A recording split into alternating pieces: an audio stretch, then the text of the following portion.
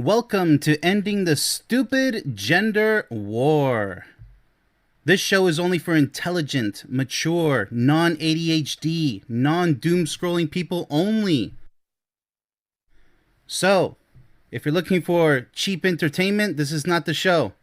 Subscribe and share to this video with everyone you know, and let's go ahead and begin, shall we? Always straight to the point with every show that I do. Let's go ahead and dive right in to see what the men and women have to complain about today. Maybe they have legit points. Maybe not. Okay, so starting with the women as always. Looks like we're talking about hobbies today. Number one, the escapist addict. You don't have hobbies. You have addictions you've normalized. You'll sit in front of a screen for 8 hours on a Saturday. Yeah, that's pretty bad. That's not healthy either. Grinding ranked matches, screaming at teenagers through a headset, I'm guessing Call of Duty, and call it unwinding. But when I ask you to go for a walk, see a movie, or do literally anything that doesn't involve a controller, suddenly you're tired. Yeah, okay, look. It's a time to unwind. Yeah, play for a few hours. You can come back to it. Go with your lady on a walk. Or go shopping together. Get out. You gotta have balance. Now, if you really are tired, then rest together. Put down the controller because you're still working out your mind, believe it or not, when you're gaming.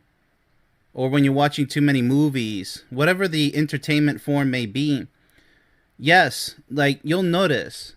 A lot of people when they game, they tend to put too much mental energy into the gaming. Or even a movie. You really need to turn it off. It's not just sit there and do nothing. That's not what I mean by resting.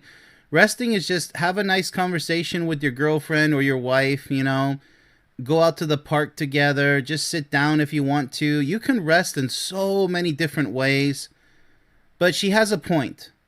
Now, as long as she's not nagging you and trying to force you to go do things that you don't have energy for, she should be very compensating to you. Very understanding and loving, okay? It's mutual. Maybe she's too tired to cook. I mean, maybe you both cook. That's the ideal. But if she cooks more than you, or if she cleans more than you, whatever the house chores may be, you guys got to scratch each other's backs, okay? That's why you guys got to both know how to cook and clean and do the chores and run errands. And sometimes, yes, it sucks. If your partner is injured, you got to pick up the slack, even if you're too tired to do it. But this is all part of love, people. And I really have to dish it out right away from the bat, right off the bat, because too many people walk into a relationship and thinking they're going to last an entire lifetime by giving too little. You get whatever you put into it. So I'm not saying to suffer on one extreme end of the spectrum. And I'm not saying to be all lazy on the other and saying, well, that's me. You got to respect me doing absolutely nothing. Both of those extremes are unhealthy. Should go without saying. But yes, she is right. So suddenly you're too tired. If it's legit, I excuse the guy. Find a different way to unwind with your partner. It's not that you need to relax. It's that reality is boring to you. Well, that's the worst case scenario, right? You've built the second life online because the first one asks too much of you.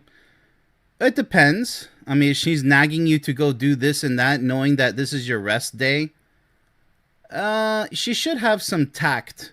Do it together, responsibilities that you guys now have time for.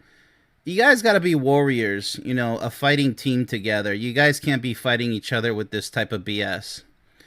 Her point is that gaming has crossed from hobby to escape, where the virtual world becomes a refuge from adult responsibilities and genuine connection, leaving her alone with the real-life version of a man who's already mentally checked out. Yeah, okay, so giving her the benefit of the doubt, this guy's a jackass. Okay, if you're that involved with video games, you need to step the hell up. You seriously do. That's not what a man does, is just goofs around. I don't care if it's your day off. If it's at this level of extreme, you got to break up. You got to divorce. This stuff is not going anywhere. This is pathetic. It's extremely immature. This is like loser material here. If she's telling the truth right here, 100% culpability on the guy. And that's where I'm going to leave it at. I already explained everything else to Kingdom Come. So, number two, the sports trance. I don't hate football. I hate that you disappear into a trance for 6 hours every Sunday. Well, this is even worse, isn't it? Now, you can game for 6 hours total on a day, but like I say, take those damn breaks. But when it comes to sports, man, these games can be long. Continuous clock, start and stop clocks, it's baseball games, football games. It could go overtime or whatever. Like, they can be extremely long, and then you want to watch the next game and the next one. She has a freaking point here. Like, one or two games, I got it, but with your precious free time, you if you're in love, you want to spend it with your partner as much as possible. It doesn't mean like 24/7. You can have your alone time, you can have your you time, and if she loves you, she'll give you that time. But these are exaggerations, people. Now we're talking about sports, not just games. This is a relationship killer. Understand that, or get crushed by your own stupidity, and the relationship will crumble before you. And don't blame her, because she's trying to salvage the relationship, whatever's left of it, in this extreme case. Screaming at strangers on a screen, yeah, that's kind of stupid. Just stop it. You can get emotional, but don't be screaming like a lunatic. And then have zero emotional energy left for me. That's true. All you're doing is wearing yourself out over something that just doesn't even matter. Players come and go. The losing team becomes the winning team next year, or loses for 5 years in a row. Who cares? You can be excited and do it as a hobby, but not as an obsession. You can remember obscure stats about a backup tight end from 2004. Nothing wrong with that, but if it's obsession, yeah, cut it out, man. But forget our anniversary. See, this is what we're talking about. A total goofball, a loser. Forgetting about your anniversary. You can cry over all playoff loss, over a playoff loss, but go silent when I'm struggling. Your passion isn't the problem. It's that your emotional investment is entirely reserved for men. Yeah, that's kind of that's messed up. Who don't know you exist. That's the point I was pointing out. It doesn't matter, does it? Her point is that the intensity men pour into sports often highlights their emotional capacity. They just choose to spend it on entertainment rather than their partner. Absolutely. I give her 100% reason right here. Making women feel like they're competing with something that will never love them back. Yes, absolutely. If you're with a total idiot like this, absolutely. You got, it's over. It's over. If you're addicted to video games and movies, sports, hell, even if you work on the car for hours, that used to be the thing to do. Not just black and white day material, but 80s, 90s. Oh, I'm going to work on the car, honey. There's nothing badass about that. Like, okay, work on the car. That's good.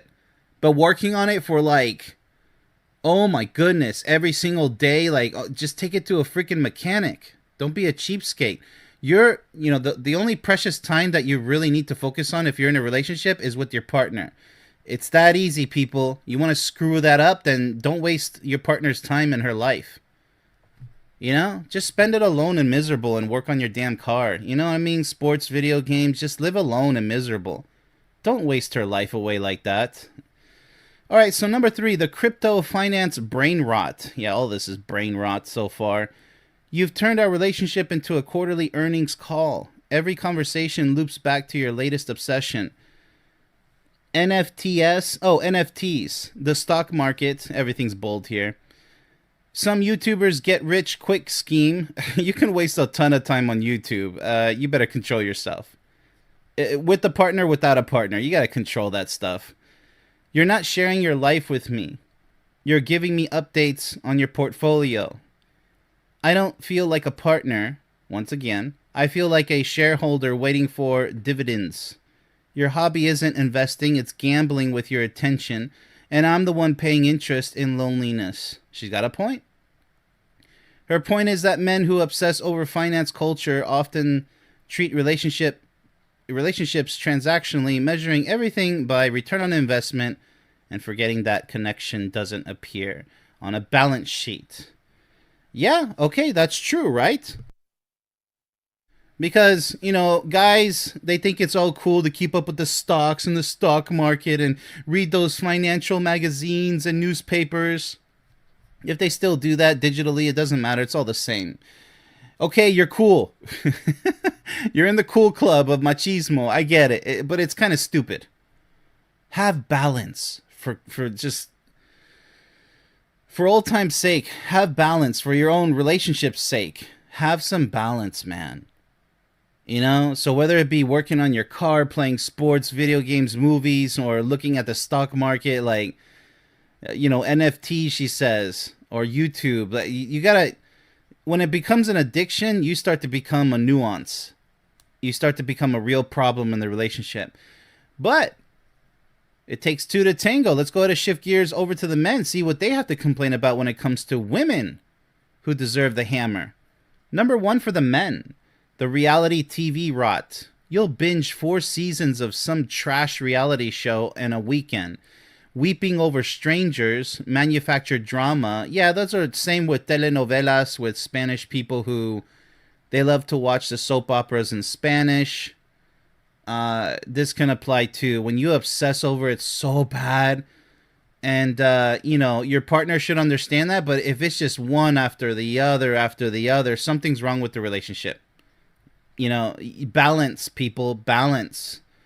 I mean, TV is a killer. I mean, ever since I was born in the 80s, it's been a killer as much as I can remember, as far back as I can remember. Just that dead look on the partner's face, whether it's man or woman on the couch. Usually it's the guy watching the sports or whatever and just mindlessly, it's just brain rot. It's doom scrolling back then. And it hasn't ended because now we have shorts, we have so many stupid distractions. There's nothing wrong with it. But once again, balance, people. That's going to be the key word for this entire show about hobbies. The distinction between hobbies and obsession. Unhealthy obsession. Destructive obsession. And call it self-care. But when I want to watch a documentary or a game, suddenly I'm wasting time. Well, you guys could both be wasting time for all I care. It's on a case-by-case basis. It really is. It depends, the severity of it all. But a fair point from the guy here. Fair point. You've outsourced your emotional life to scripted chaos while judging me for finding escape in mine. At least my hobbies don't rot my brain. It always works both ways, obviously. So, brain rot. But let's go ahead and continue with this guy here because he says, and convince me that screaming fights are entertainment. Yeah, it's not. It really is brain rot, and it's sad that people really get addicted to this type of negative entertainment. It's not entertainment. It's just bad programming for your mind and your heart, too. So his point is that women often consume media that normalizes conflict, drama, and emotional dysfunction. It really does. And this stuff is going to really mess up your brain if you allow it to. So there's lots of people, like I always say, who like to watch soap operas on television, whether it's telenovelas or whether it's American soap operas, whether it's Game of Thrones with cutting off limbs and who knows what else cutting off. I've seen a lot of that. Just because you're mature enough to see rated R content doesn't mean that it's healthy. Just because you can watch it, it doesn't mean that it's going to do you any good. Like, oh, it's cool because I can watch so much, all this killing and all this cursing and all this, negative drama. That stuff is going to corrupt your relationship. It's just a matter of time. That type of crap is going to slowly seep into your real life. And it has destroyed many relationships out there. Believe it or not, you can be mature enough to view this content, even Mortal Kombat, fatalities, Call of Duty, getting a little bit more graphic with, blowing people's heads off or whatever. I mean, all these animations, yeah, you can be numb to it because you're well conditioned, but it's taken away from beautiful images in your life that need to overpower those images. So when you have an imbalance watching too much violence that's being glorified just beyond a healthy level, you have to be aware of that. You really do. Because that type of stuff can seep into your relationship and have very negative consequences and effects. It happens all the time. Because if she's watching those soap operas, or if you are too, but mainly women, they like them. You get used to hearing arguments and seeing a bunch of violence, verbal abuse, physical abuse. Then you start pointing the finger at your partner who has nothing to do with it. It happens. And it's not necessarily your partner's fault. It's just that it's their fault for allowing it to affect their real life. So, like I said, you can be mature enough to watch all this, content, but it's nothing wrong with it as long as it's moderation. I'm not saying you can't watch anything violent or dramatic in a negative way. Just please keep it. Don't be watching one show after the other, playing games that are extremely violent, for too many hours. Balance, people, and don't be doing it every day either. I mean, come on. Watch something that's a lot more happy, a lot more, maybe even comedic, even. You can have a variety, and that's what I'm promoting here. So, yeah, very strong point for the guy here. I applaud him. Number 2, all right, let's go ahead and continue here. The social media theater. Your hobby isn't brunch or hiking or book club, okay? Your hobby is curating a life you don't actually live. You'll spend an hour arranging avocado toast. Wow, that's a long time arranging avocado toast. For the perfect shot, then complain about influencers while being one. You're not enjoying the moment, you're documenting it for validation. My hobbies are about actually doing something. Yours are about making sure people think you're doing something. Okay, so we're talking about social media. This is another addiction. Absolutely. I agree with this guy.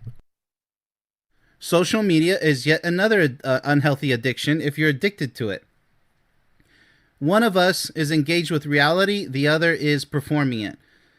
His point is that much of what women present as hobbies is actually content creation. Yeah, that's kind of sad. It could be a hobby, don't get me wrong, but like I say, balance, right? A performance of living well rather than actually living, making genuine shared experiences feel secondary to the Instagram version. Once again, Instagram. We can't get enough of Instagram lately with these shows. So, yeah, the social media addiction is what I'll call that, and the TV brain rot. So, yeah, 2 points for the men. But again, this can apply both ways, but since it's from the men, absolutely. Number 3, the astrology industrial complex. Ooh, this sounds interesting.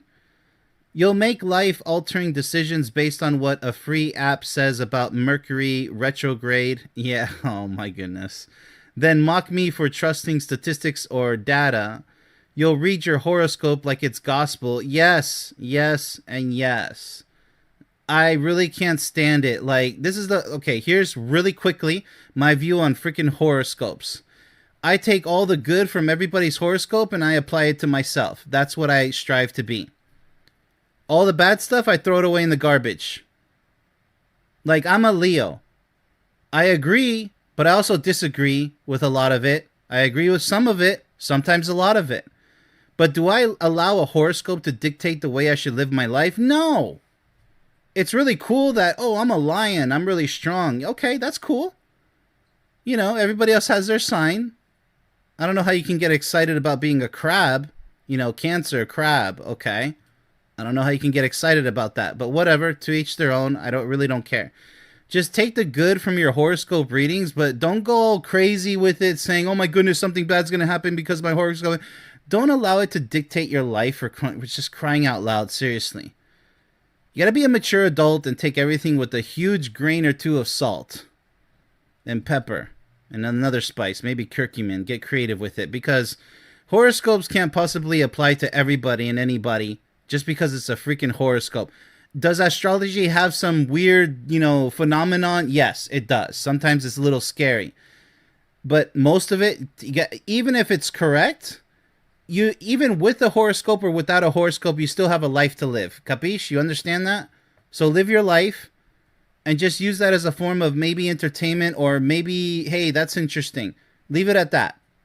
All right, but don't allow it to start reshaping your life and making all the, because people take it to an unhealthy extreme and it can ruin relationships and families even.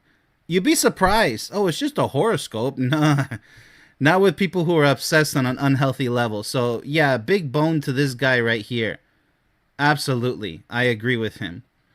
like it's gospel, but call my interest in finance or fitness obsessive. You could be obsessed with fitness, by the way. That's another one, possibly. Way too many hours working out. But I would take that over the horoscopes, absolutely. You built an entire belief system around vague predictions written by someone who's never met you. And I'm supposed to respect that as spirituality. No, it's not. It's not spirituality. I agree with him. That is not spirituality. No, it's just something interesting, but should not be taken as gospel ever. It's not a hobby. It's a permission slip. Yeah, it's not even a hobby. Astrology is not a hobby. Stop it, people. Stop it. That's like tarot cards. That's kind of a hobby because it's a little goofy, but it's like techniques and stuff you got to memorize, okay? But I mean, I really don't consider that a hobby. But it's more of a hobby than horoscopes, I'll tell you that. To avoid accountability, yeah, it's a permission slip. It is a cheap excuse to avoid accountability. Well, my horoscope said so. Just take the good things that it says, like a fortune cookie. It's nothing but like a Chinese restaurant fortune cookie, okay? Stop it. It could come true and it makes it awesome, right? But if it doesn't come true, doesn't mean all hell has to break loose, right? Chill out. It'll be fine. It's fun. Leave it in the fun category, okay? Don't allow it to control your life. It's cool. It's interesting because sometimes it's really hell of a right, prediction. But just leave it at that, people. His point is that women often embrace pseudoscience and magical thinking under the guise of self-discovery, then dismiss men's interests as shallow or obsessive, ignoring that at least the man's hobby is grounded in something real. Yes, so I'm on the guy. Okay, so 3 points for the men. Those are legit, complaints. And 3 points for the women. So in this battle of the sexes today with the gender war, the stupid gender war, actually we have, I don't know if this is our first 100% legit show. Or maybe our second. I don't know. But it is rare to have 3 valid points and another 3 valid points with both sexes here. Both genders. I absolutely am very happy with today's show. Wow, very positive because all this applies to so many people out there who unfortunately suffer the negative effects of such as obsessions, not hobbies. Huge thick red line between, not really a red line, but warning you that, yeah, it is kind of a red line if it's warning you that the next step is no longer a hobby. It's an addiction. So don't do that. Don't do it. Interesting hobbies, fun hobbies. Hobbies are hobbies, but don't let it become an addiction that becomes unhealthy, okay, people? Have control and balance. That's all I can say about that. Really awesome show. I really liked it. That's all for now. Be sure to binge watch all these other amazing shows right here. And if you want to be a guest speaker, well, all the instructions are on my website. So go to payhip.com/yourquestforlove. And yeah, we'll see you over there if you want to become a future guest speaker. Much love, everybody.